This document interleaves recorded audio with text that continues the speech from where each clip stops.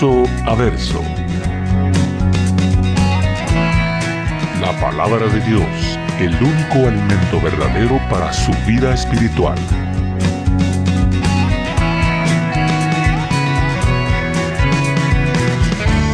Verso a verso. Una presentación de Capilla Calvario, Guatemala.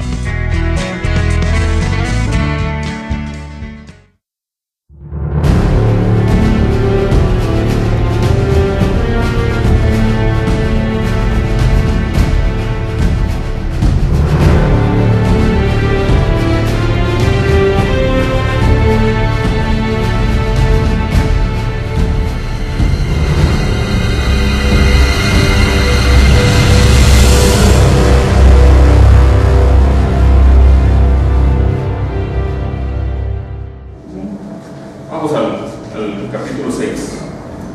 ¿Estamos listos, Dice, aconteció en un día de reposo. Y quiero que le pongan atención al día de reposo. Que pasando Jesús por los sembrados, sus discípulos arrancaban espigas y comían, restregándolas con las manos. Y algunos de los fariseos les dijeron: ¿por qué hacéis lo que no es lícito hacer en los días de reposo? Paremos ahí.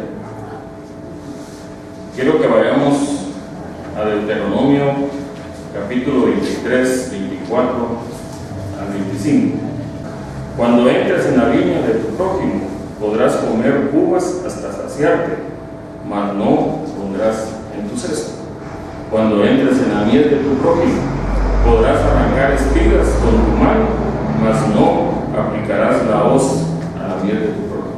Esto es lo que decía la ley del Antiguo Testamento. Pero aquí vemos que los discípulos del Señor Jesús frotaban las espigas con las manos y se lo comían. La ley que leímos en Deuteronomio es una ley humanitaria. Pero los fariseos no vieron esto. Los fariseos lo único que estaban era tratando de agarrar a los discípulos y al Señor Jesús en una falta. Los fariseos lo que estaban haciendo aquí era que estaban aplicando esta ley a la ley como que era la ley de la recolección, que la ley de la recolección sí era castigada.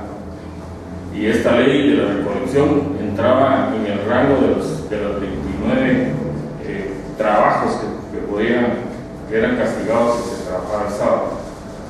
Y el trabajo de la recolección era castigado con muerte, y la muerte era apedradas. Entonces lo que querían los fariseos aquí era aplicarle la ley ¿a quién? A Jesús. Y por eso estaban viendo qué era lo que hacían sus discípulos. Como aplicación, hermanos, cuando estudiemos la palabra, no nos quedemos solo con el texto. Busquemos cuál es el verdadero significado de la palabra. Los fariseos aquí estaban queriendo torcer la palabra para matar a Jesús. Y muchos van a hacer eso, van a querer torcer la palabra para llevarte al infierno.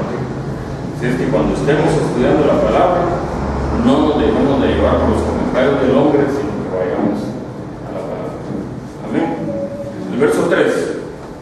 Y aquí vamos a ver la respuesta del Señor Jesucristo. Respondiendo Jesús les dijo: ni aún esto habéis leído, lo que hizo David cuando tuvo hambre él y los que con él estaban, cómo entró en la casa de Dios y tomó los panes de la proposición, de los cuales no es lícito comer, sino solo a los sacerdotes, y comió y dio también a los que estaban con él. Interesante, porque el Señor Jesucristo les responde con la palabra del Señor. Él no va y empieza a reprenderlos, sino que les dice: bien, ustedes no han leído la palabra, lo que está ahí en Primera de Samuel, capítulo 21, 1 al 7. No quiero que vayamos ahí, pero apúntenlo, lo van a ir a buscar a su casa, no digan: este nos dijo mentiras. Primera de Samuel, capítulo 21, versos 1 al 7. Aquí habla de que los panes de la proposición son ofrecidos al Señor y nadie los puede tocar. estos se podían comer hasta después de pasados 8 días y solo los sacerdotes. Pero en ese pasaje vemos cómo David con sus hombres tenían hambre y lo único que habían eran los panes de la proposición. Entonces, ¿qué hizo Abimelech? Se los dio, coman. Y este sacerdote estaba usando más la ley humanitaria que la ley en sí. Y dice, con todo esto ninguno reprochó a David. Ustedes, los fariseos y estos, no reprocharon nunca a David, nunca han hablado de David, nunca reprocharon al sacerdote. ¿Por qué ahora están reprochando? ¿Por qué ahora vienen a reprochar? Quiere decir que ustedes solo quieren aplicar las cosas que les gustan a ustedes y las quieren aplicar retorcidas. Tenemos que tener cuidado con eso. El sábado, hermanos, no debe ser excusa para ayudar a los demás. No sé si hay algún sabático hoy aquí, pero hoy vamos a hablar un poco del sábado. El verso 5, el Señor Jesucristo les decía: el Hijo del Hombre es Señor aún del día de reposo. Y hoy sí quiero que vayamos a Mateo 12, versos 5 al 7. Ahí está cerca. Regresen un poquito, que van a encontrar en Mateo 12, versos 5 al 7. Que lo tengas si quieres lo pueden leer. 5 al 7. Sí. ¿O no habéis leído en la ley que en los sábados los sacerdotes en el templo quebrantan el día de reposo y sin embargo no son culpables? Así es. Pues os digo que aquí hay alguien mayor que el templo. Y si hubieseis comprendido qué significa misericordia quiero y no sacrificio, no condenaríais a los inocentes. Porque el Hijo... Lo que el Señor les está diciendo aquí, en el verso 5, es que Jesús tiene el poder de disponer del día de reposo. Él es el que creó todo. Amén. Y Él es el que va a disponer si se hace bien o si se hace mal en el día de reposo. El Señor ya había demostrado, ¿se recuerdan que vimos la semana pasada? Que cuando le pusieron a aquel paralítico enfrente, el Señor le dijo: tus pecados te son perdonados. ¿Y qué era lo que decían los fariseos? Blasfemias dices. Solo Dios puede perdonar pecados. Y entonces Jesucristo, para que ellos dijeran que era Dios, le dijo: aquí te digo, toma tu lecho, levántate y vete. Porque ¿qué es más fácil? Decía el Señor, ¿verdad? Y solo Dios es el único que puede perdonar pecados. Entonces ahora les está diciendo: el Hijo del Hombre es Señor aún del día de reposo. En otras palabras, yo puedo hacer lo que yo quiera el día sábado.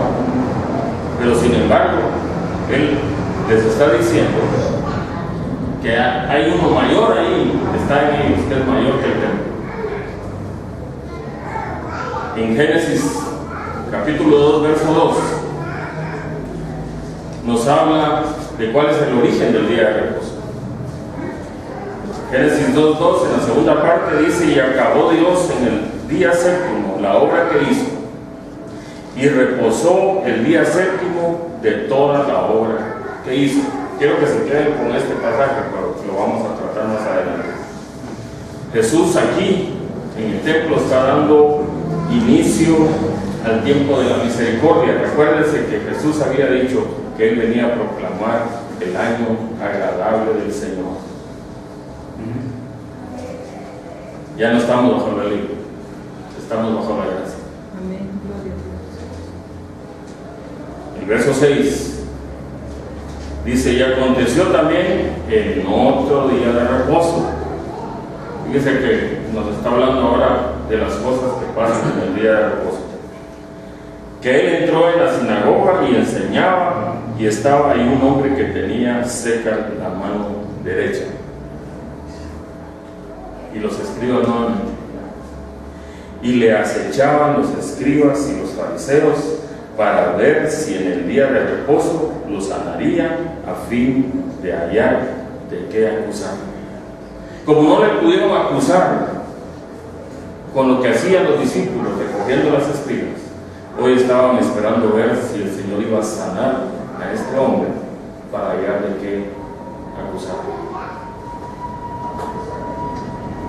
Lucas nos da aquí datos exactos. Otro sábado, otro día de reposo, Jesús enseñaba en la sinagoga. Recordemos que la sinagoga era el lugar donde se llegaba a leer la palabra, donde se hacían comentarios de la palabra. Y dice que había también un hombre que estaba con la mano derecha seca. Y esta palabra seca que se usa aquí viene de la palabra griega seros, que significa paralítica. O sea, no la podía mover. Aquí había otro paralítico, pero solo de la mano. El problema con este hombre era que alguien que tenía ese problema de la mano paralítica y la derecha, era que era considerado como mendigo, que lo único de lo que él podía vivir era pidiendo limosna, porque solo podía usar la mano izquierda. Entonces, este hombre era considerado de los más bajos de la sociedad, pero estaba ahí en la sinagoga, llegó a oír al Señor Jesucristo. La interpretación que daban los fariseos de poder curar el sábado era: si había sanidad, también se pagaba con la muerte. Y lo único que se podía sanar en un día sábado era alguien que estuviera desahuciado, digámoslo así. De ahí, si eran estos tipos de enfermedades, no se podía curar el día sábado, no se debía curar el día sábado. Entonces, la pregunta para nosotros es: ¿qué harían ustedes? ¿Qué harían al ver a ese hombre gritando hoy que estamos en la sinagoga, leyendo la palabra? Si viene alguien enfermo, ¿qué harían ustedes? ¿Orarían por él? Orar por él. Orar por él. Pero aquí Jesús se está viendo amenazado por esa situación. Entonces, el verso 8, y esto ya lo sabemos, mas él conocía los pensamientos de ellos. Recuérdense que dice que ellos le acechaban, o sea, estaban, y acechar es como aquellos animales que están viendo a ver cuándo van a cazar su presa. Ese es acechar, estar esperando el momento para poder atrapar al que está desprevenido. Pero dice que él conocía los pensamientos de ellos y se dirige al hombre y le dijo al hombre que tenía la mano seca: levántate y ponte en medio. Y él, levantándose, se puso en pie. En cuanto al poder humano, no había remedio para este hombre. Jesús ahora le ofrece la oportunidad a él de ser sanado. Pero este caso era especial. Estaban en la sinagoga el día sábado y un hombre enfermo. Ahora viene, le dice al hombre: levántate y vente aquí enfrente, que te vean todos. Y ¿saben qué hizo el hombre de la mano seca?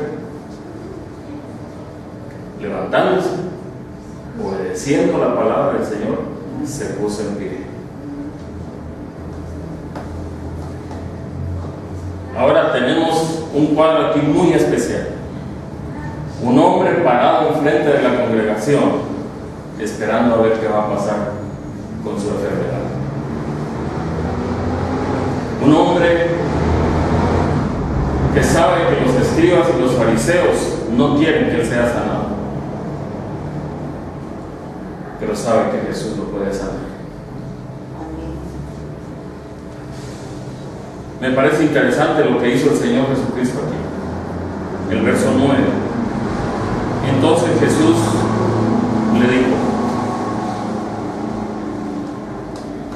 les dijo a los escribas y a los fariseos: os preguntaré una cosa. ¿Es lícito en el día de reposo hacer bien o hacer mal? ¿Salvar la vida o quitarla? El Señor Jesucristo, como diríamos en nuestro tiempo, les pasa la chibolita. Ok, ustedes decidan qué vamos a hacer con este hombre.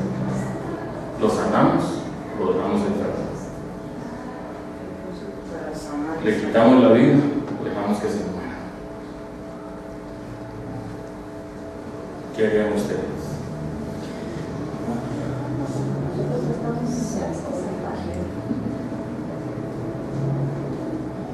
Los escribas y los fariseos se estaban portando como muchos se portan en las iglesias.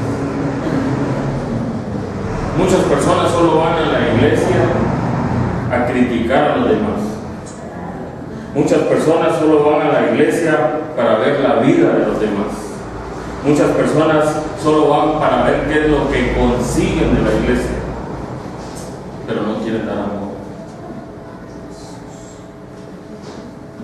No van a la iglesia a buscar a Jesús, sino que van a la iglesia solo por cumplir una ley. Hoy es el día de reposo, tengo que estar en la iglesia. Pero Jesús será el centro de su adoración, será el centro de su búsqueda, o solo van por cumplir con un requisito, con una ley. Jesús les plantea aquí a estos fariseos una pregunta, y es la pregunta que nosotros nos debemos de plantear. ¿Es lícito hacer el bien o hacer el mal en el día de reposo? Y en Santiago 4:17 la palabra del Señor nos dice: y al que sabe hacer lo bueno y no lo hace, le es pecado. No importa si es día de reposo o no, si tú sabes hacer el bien y no lo haces, te es pecado. Entonces, la pregunta que el Señor Jesucristo está haciendo: ¿dejamos que este hombre se muera o dejamos que este hombre viva? Recordemos que según ese tiempo, la mano seca, la mano paralítica, prácticamente estaba matando a ese hombre, porque él no podía hacer otra cosa más que por pedir limosna. El día sábado, hermanos, o el día de reposo, debe de ser un día donde nosotros vengamos a alegrarnos en el Señor. Debe ser un día donde el cristiano debe de tener un gozo especial, pero debe de ser un día donde el cristiano se debe de gozar en darle libertad a aquellos que son oprimidos, en sanar a los enfermos, en levantar a los caídos. Para eso creó el Señor el día de reposo, para que nosotros nos gocemos en la obra que Él hizo en nosotros. ¿Cuántos se gozan de ser salvos? Si el sábado o el domingo nos reunimos para alabar al Señor, ese día debe de ser para que nosotros también le demos de ese gozo a aquellos que están sufriendo. Por eso el Señor les decía: misericordia quiero y no sacrificios. Y es que la gente más le gusta estarse somatando el pecho: por mi culpa, pero al salir de la somatadera siguen igual. Lo único que quieren es hacer sacrificios. Muchos andan solos que no quieren hacer nada el sábado, ya no quieren ni comer, ni visitar a nadie, ni nada. Pero el Señor no quiere sacrificios, quiere que ese día nosotros lo usemos para llevar la misericordia y el amor de Dios. Y si lo podemos demostrar aquí en medio de la congregación, hagámoslo, hermanos. Para eso es que el Señor creó el día de reposo para que nos gocemos en él. Y qué mejor gozo puede tener el cristiano que dar amor a las otras personas. ¿Cuántos se gozan cuando hay un pecador arrepentido? ¿Cuántos se gozan cuando el Señor sana a alguien que viene enfermo buscando su sanidad? El día de reposo entonces no consiste en no hacer nada, sino que el día de reposo consiste en que nosotros glorifiquemos a Dios. Y si podemos mostrar su amor a los demás, mostremos el amor de Dios a los demás.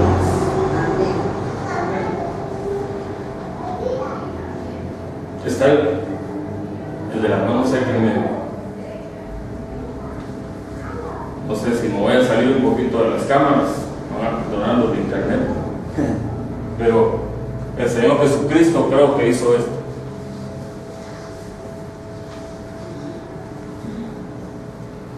Esperando la respuesta.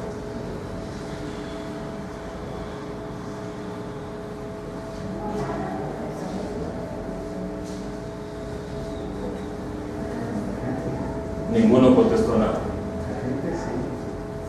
Ustedes sí, pero los fariseos no.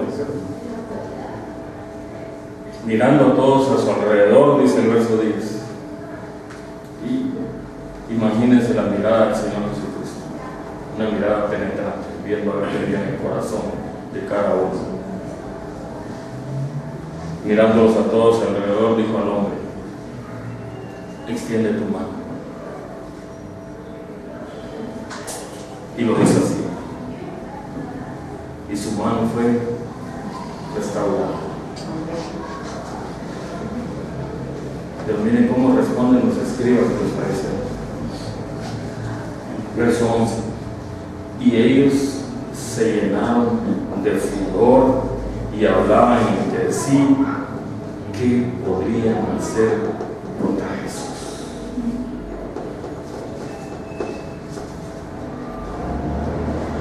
Jesús puso sus ojos en cada uno esperando ver la respuesta de ellos. Ninguno respondió. El único que respondió fue el de la mano seca. Que el Señor le dijo: extiende tu mano. Y él extendió su mano y fue sanado. Y es que esa es la diferencia, hermano. El que cree en la palabra del Señor, el que oye la palabra del Señor, el que atiende al llamado del Señor, será sano, será libertado de sus problemas, serán sanadas todas sus enfermedades.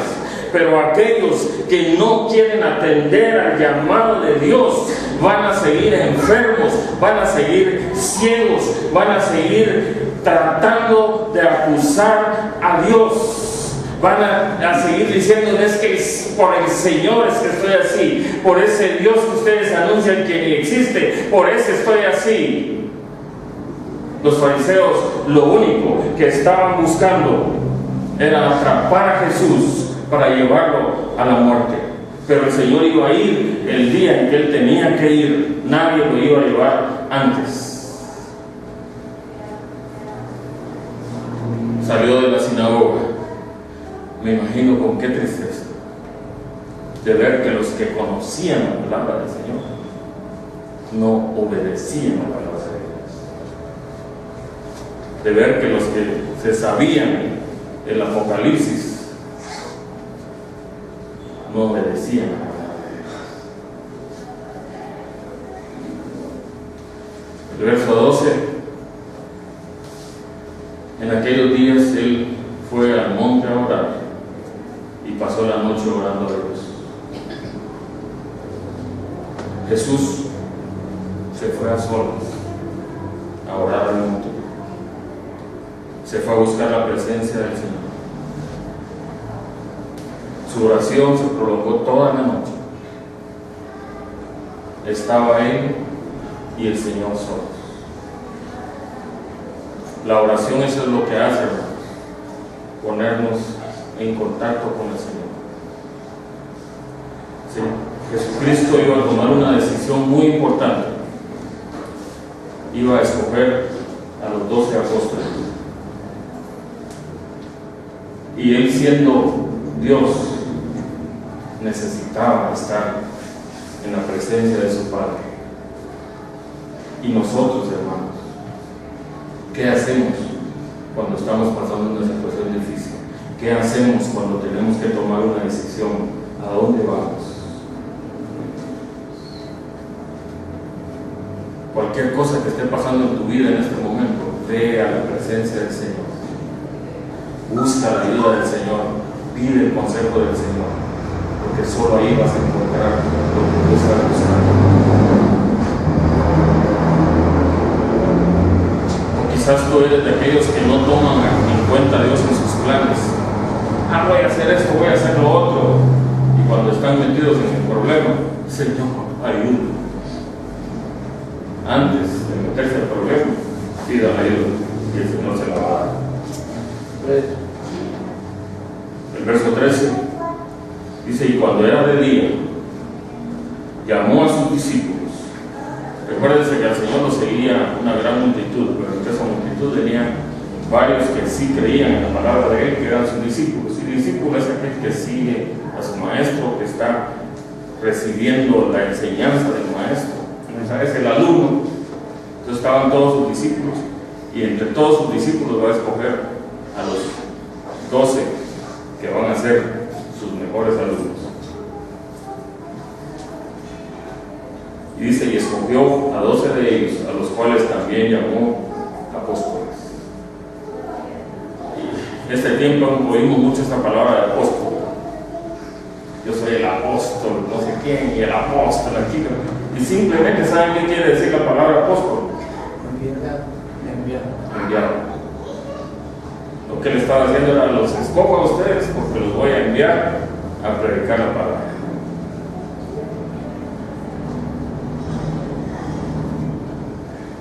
Una cosa que hay que notar aquí, que la elección de los apóstoles es por la voluntad de Dios. El Señor fue a pedir el consejo del Señor y el Señor le dijo: estos son los 12. Entre los 12 le escogió uno que creo que todo ministerio de toda iglesia va a ver.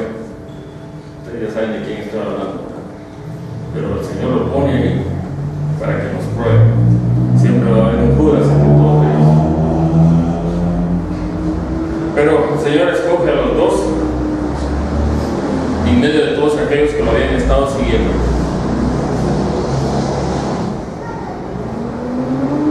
Y simplemente el ser alguien escogido del Señor quiere decir que el Señor nos está dando ahora la autoridad para hacer lo que Él hace. Pero ninguno que es llamado por el Señor es mayor que el Señor.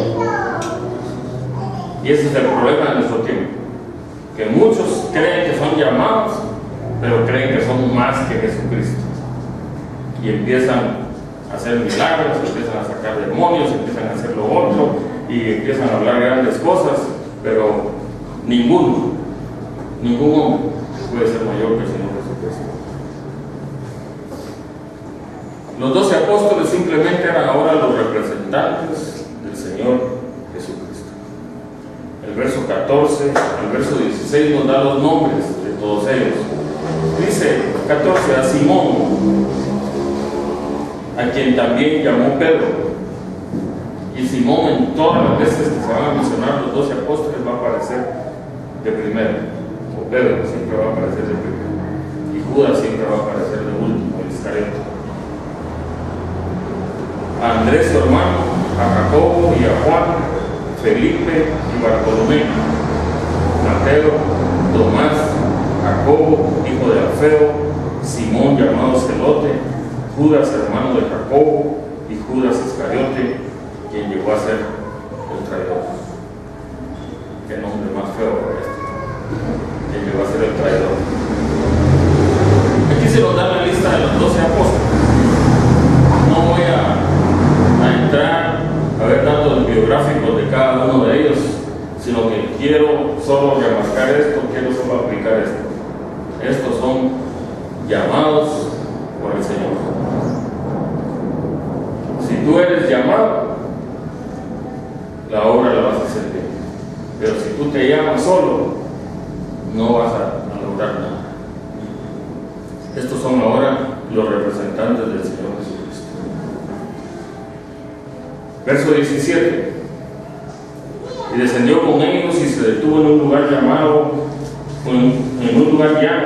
en compañía de sus discípulos y de una gran multitud de gente de toda Judea, de Jerusalén y de la costa de Tiro y de Sidón, que habían venido para oírle y para ser sanados de sus enfermedades. Y los que habían sido atormentados de espíritus inmundos eran sanados, y toda la gente procuraba tocarle, porque poder salía de él y sanaba a todos.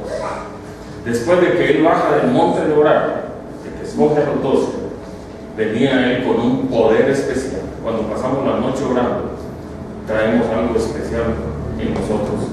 La gente miraba, así como vieron a Moisés cuando bajó con el rostro resplandeciente, así miraban que salía un poder especial del Señor Jesucristo. Los discípulos estaban alrededor de él viendo qué pasaba, los apóstoles estaban ahora con él, y la gente venía por fe a oír la palabra de Dios y a esperar ser sanados. Y así es como nosotros debemos de venir a la iglesia. Debemos de venir con fe, que al oír la palabra del Señor, el Señor va a sanarnos. Recuerden que la fe viene por el oír, y el oír por la palabra de Dios. Aquí se nos mencionan varios lugares. Se nos mencionan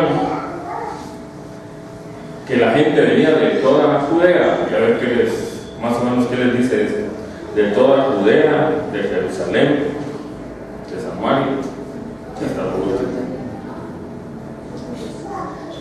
Aquí se empieza a cumplir la profecía del Señor, de que el mensaje de la palabra del Señor tiene que llegar a todo el mundo.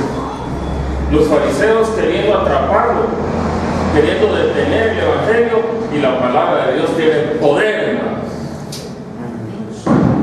y se va por todo el mundo conocido de ese tiempo. Y el Espíritu de Dios siempre va a estar en medio del pueblo, de aquellos que lo buscan. ¿Cuántos creen que el Señor está aquí? Amén. Porque aquí viene gente a buscar. Entonces el Espíritu del Señor se mueve en este lugar. Amén. El verso 20 y 21, y aquí es donde va a empezar la proclama profética. Si usted quiere oír una proclama, vaya a esto. Y vuelta otra vez, alzando sus ojos. Otra vez vuelve a poner los ojos, pero ¿saben ahora en quién? A sus discípulos. Y les decía: bienaventurados vosotros los pobres, porque vuestro es el reino de Dios. Y esta es la proclama, hermanos: bienaventurados vosotros los pobres, porque vuestro es el reino de Dios. Bienaventurados, el verso 21, los que ahora tenéis hambre, porque seréis saciados. Bienaventurados los que ahora lloráis, porque reiréis. Eso es lo que viene para ustedes este año, hermanos.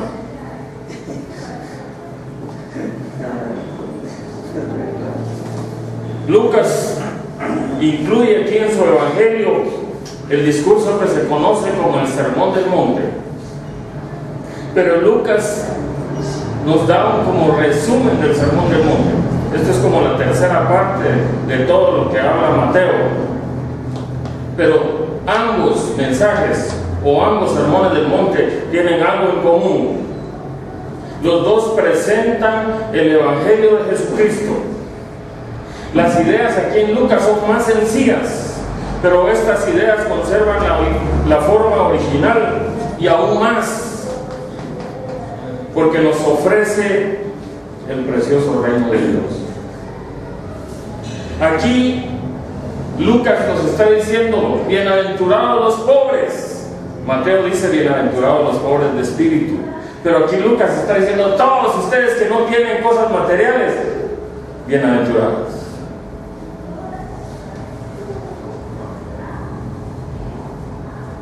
¿Cuántos hay pobres aquí? Bueno, vamos a hablar un poquito más adelante, porque algunos piensan que son ricos. Los pobres que menciona aquí Lucas son pobres sin riquezas. Los pobres que sufren necesidad. Los pobres que son tenidos como lo último de la sociedad. El pobre que menciona aquí Lucas es aquel que no tiene cómo saciar su hambre. Es aquel que está sufriendo necesidades. Es aquel que es impotente ante las necesidades, que se encuentra indefenso ante la sociedad, que cree que no tiene protección. Los pobres que habla Lucas aquí son los que están hambrientos, los que lloran.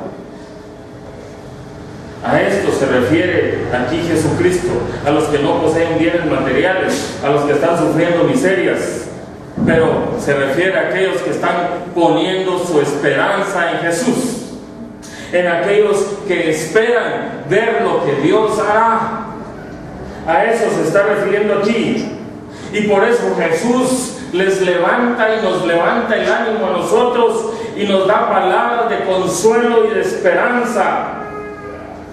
Y nos dice: bienaventurados, gócense, levanten el ánimo, así como están ahorita, levanten el ánimo.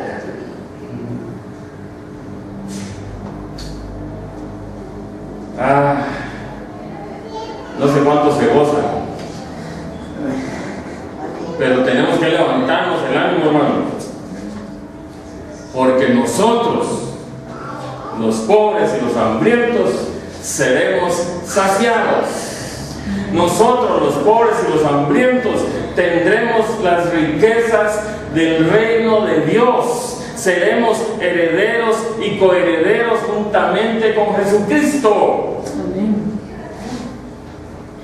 No sé si los hago gozarse hoy, pero yo sí me gozo.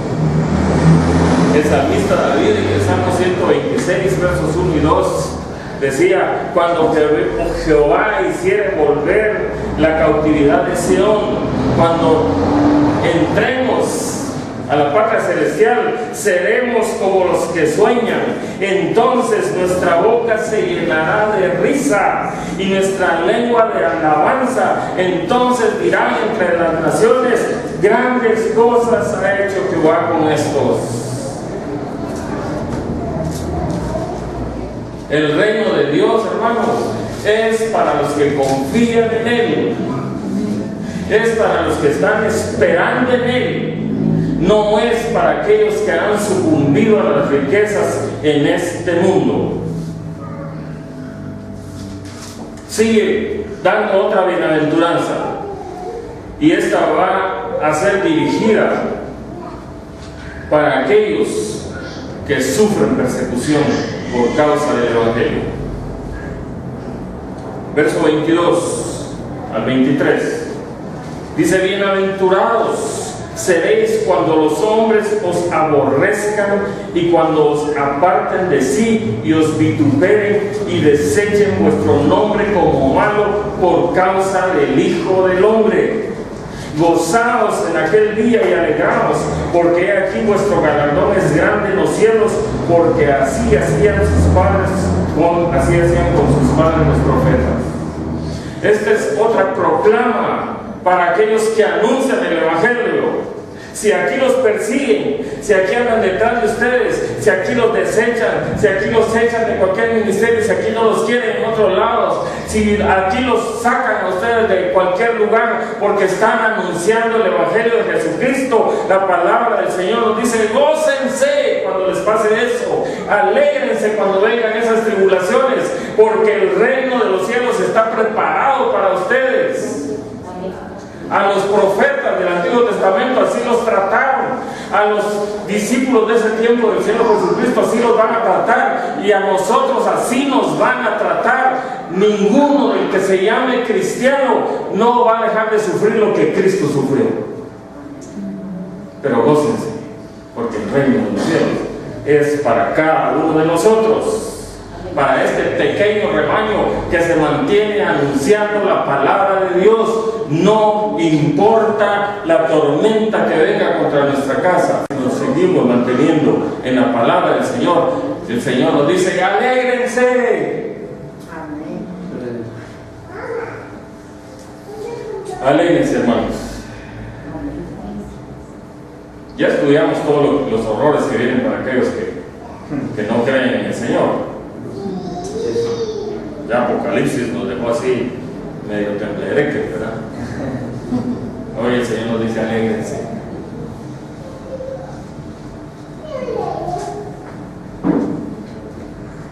El verso 24 y el verso 25. También hay una proclama para aquellos que no creen en el Señor. Versos 24 y 25. Después de decir las bienaventuranzas, ahora viene un llamado de atención. Versos 24 y 25 dice: mas ay de vosotros ricos, porque ya tenéis vuestro consuelo. Ay de vosotros los que ahora estáis saciados, porque tendréis hambre. Ay de vosotros que ahora reís, porque lamentaréis y lloraréis.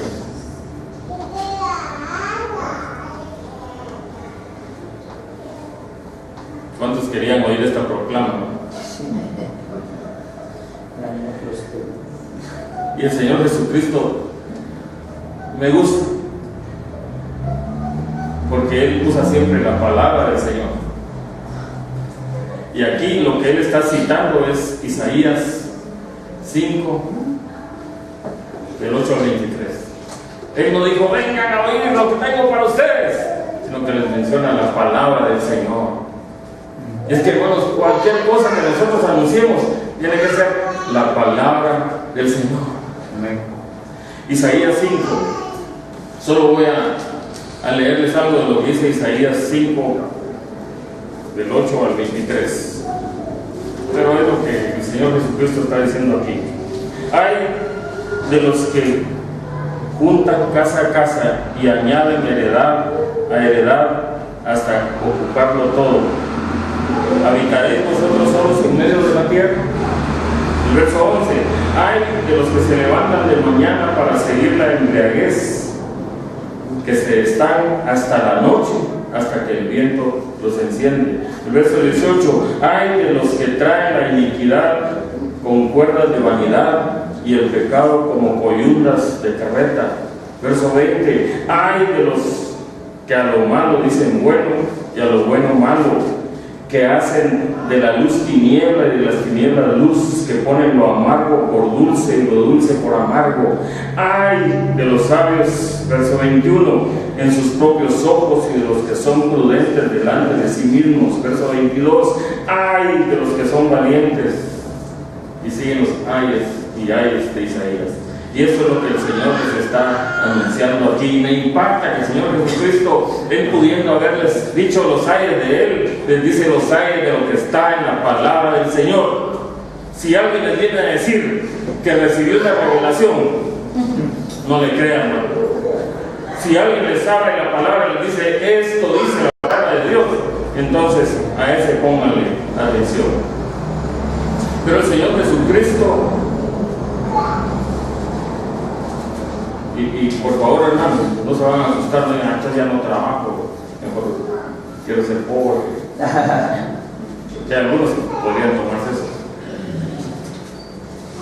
El Señor realmente no está en contra del rico, sino que está en contra del que pone su confianza en las riquezas. El que cree que el dinero es el Dios. El que cree que con el dinero ya lo consiguió todo. El que cree que en sus posesiones es donde está basada su confianza. Para esos es el aire. Para esos es que el Señor tiene esa recompensa que Él está diciendo. El verso 26. Hay también un ay para aquellos que anuncian la palabra, pero que tuercen la palabra.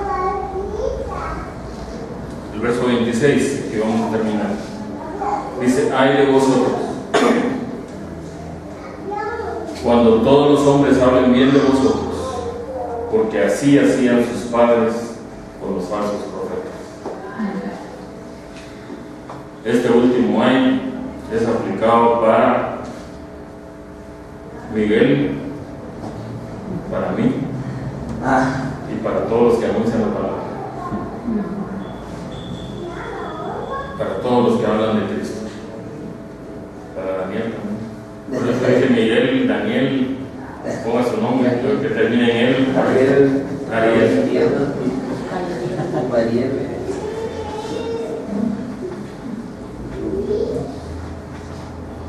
Es que anunciar el Evangelio de Jesucristo, hermano, tiene una responsabilidad tremenda.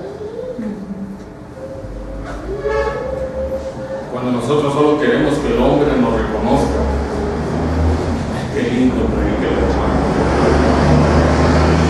qué hermosas sus palabras.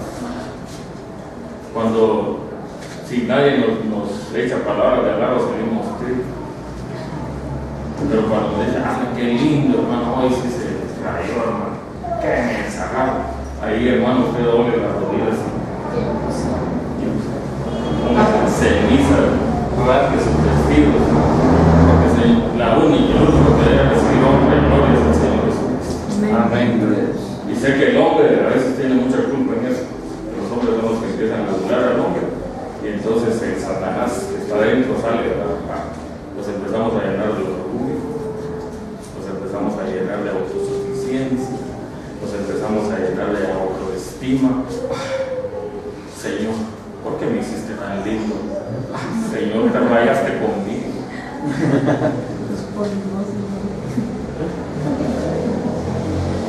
Los que anuncian las buenas nuevas del Señor debemos de caminar sobre las huellas de Jesucristo. Debemos de estar dispuestos a ir a la cruz a donde fue el Señor Jesucristo. Cuando vean a alguien que empieza a usar palabras hermosas, que les diga, la palabra dice aquí, que hay de los ricos, hay de vosotros los ricos porque ya tenéis vuestro consuelo. Gócese, hermano, porque qué rico es tener riqueza, qué bueno es.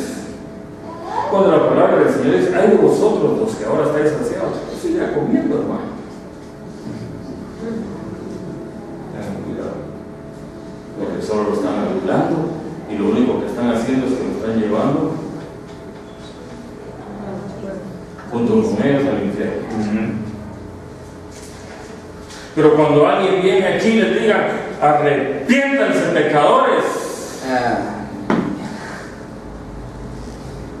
porque si no se arrepienten, al infierno se van a ir.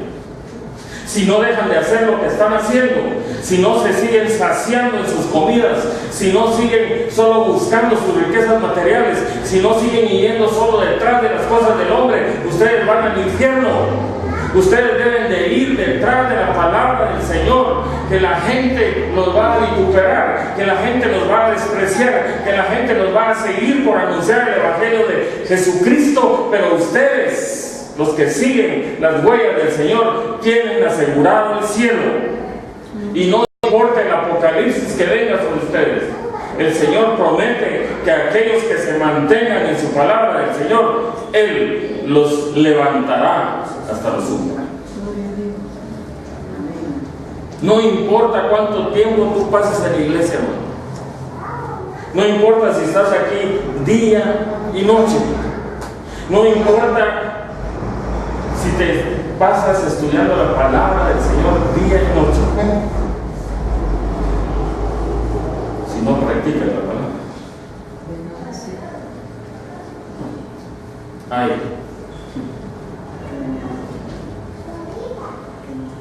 De vosotros. No sé cuál es tu caso. Si te alegras con las bienaventuranzas, si te tiemblan con los aires. Pero el Señor es tan misericordioso que está haciendo este anuncio para que los que siguen buscando las cosas materiales se arrepientan y vengan al Señor. La vida que tenemos, los 30, 40, 50, 60, hasta 80 años que el Señor nos pueda dar, es para que nosotros pongamos en orden nuestros valores aquí en la tierra. Cuando muramos, se acabó. Hasta ahí. Y nadie de los que está aquí sabe cuándo se va a morir. Porque me levante la mano alguien que sepa cuándo se va a morir. Nadie. A ver cuántos creen que se pueden morir hoy. Entonces, hoy es el día de ponerse a cuentas con el Señor. Tú sabes cómo está tu vida. Pero quiero que oremos esta mañana. Cierra sus ojos. Dígale, Señor, tú lo sabes todo. De ti no me puedo esconder. El Señor pone sus ojos en ti esta mañana.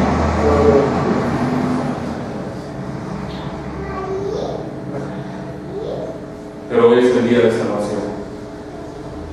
El Señor te trajo a ti aquí hoy para que leas este mensaje. Y dile, Señor Jesús, gracias por tu palabra. Gracias, Señor, porque he oído que vienen bienaventuranzas para aquellos que creen en tu palabra. Y también he oído que vienen lamentaciones para aquellos que no están creyendo en ti. Si tú eres uno de los que aún no creen en el Señor te dice este día, arrepiéntete. Te doy esta oportunidad de decirle, Señor Jesús, me arrepiento de mis pecados. Ayúdame a confiar en ti. Te doy mi vida. Aquí está mi corazón. Si tú hiciste esta oración conmigo, levanta ahí tu mano rápidamente. Los que ya tomaron a Cristo como Salvador, sigan orando, porque sé que hay personas que aún necesitan arrepentirse.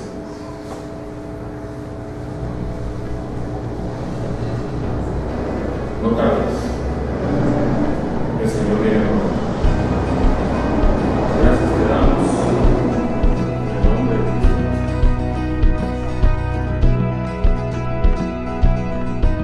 Capilla Calvario Guatemala presentó Verso a Verso.